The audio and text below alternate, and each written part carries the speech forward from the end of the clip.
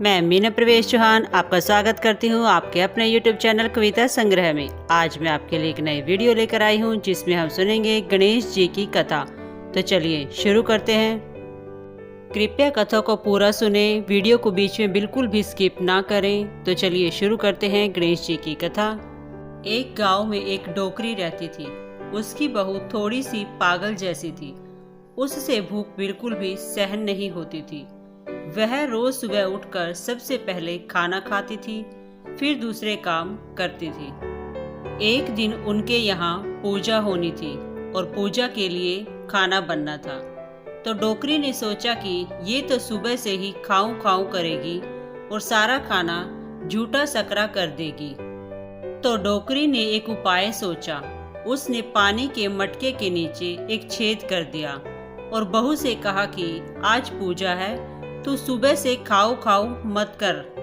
तू पहले पानी भर कर लेकर आ, उसके बाद ही कुछ खाना।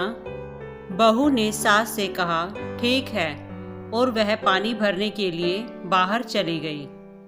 बहू पानी भरने कुएं पर आई तो उसने वहां पर सबसे पहले अपनी साड़ी में बंधा आटा निकाला और पनघट पर उसे गूंथ लिया और उसकी बाटियां बना ली। वहीं पास में शमशान था, वहां एक मुर्दा जलाया गया था। तो उसकी आंच में उसने वो रोटियां सेक ली। और पास में एक गणेश जी का मंदिर था। मंदिर में किसी ने गणेश जी को चोला चढ़ाया था और गणेश जी की तोंद पर घी लगा हुआ था। उसने इस घी से रोटियां चौपड़ कर एक बाटी का भोग गणेश जी को लगाकर उसने वो बाटियां भी खा ली। उसके बाद वो आराम से घर गई। इधर गणेश जी ने क्रोधित होते हुए नाक पर उंगली चढ़ा ली। कोई उधर से निकला तो उसने देखा कि गणेश जी ने नाक पर उंगली चढ़ा रखी है। तो उसने गांव में जाकर सबसे कह दिया कि गणेश जी ने नाक पर उंगली चढ़ा ली।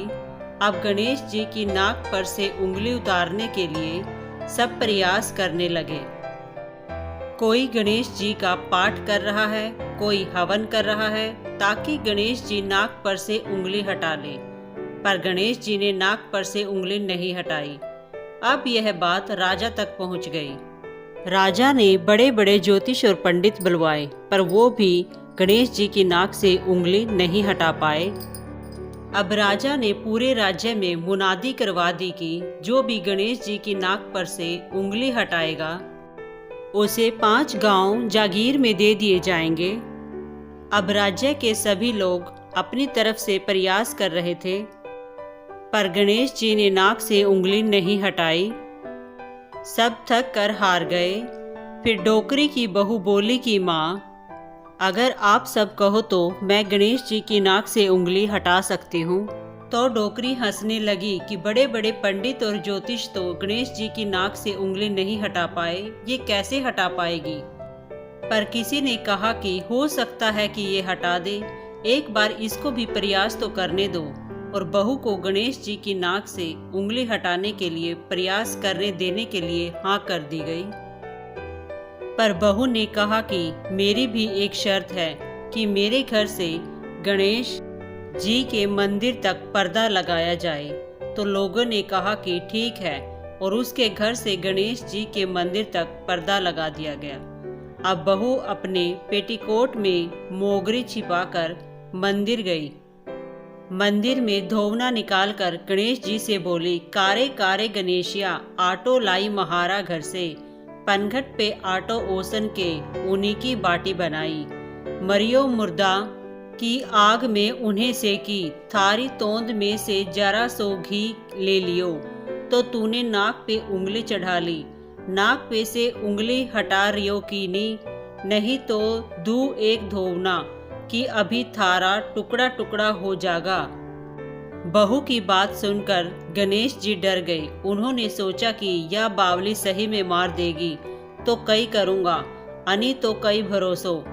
और गणेश जी ने फट से नाक से उंगली हटा ली। अब पूरे गांव में डोकरी की बहू की जय जयकार होने लगी कि डोकरी की बहू ने गणेश जी की नाक से उंगली हटवा दी। राजा ने अपने आदेशानुसार उसे 5 गांव जागीर में दे दिए। हे गणेश जी महाराज, जैसे उस डोकरी की बहू के टूटे वैसे सबके टूट जो। कथा अधूरी हो तो पूरी कर जो, और पूरी हो तो मान कर जो। आज की वीडियो में बस इतना ही। मिलते हैं नेक्स्ट वीडियो में। धन्यवाद।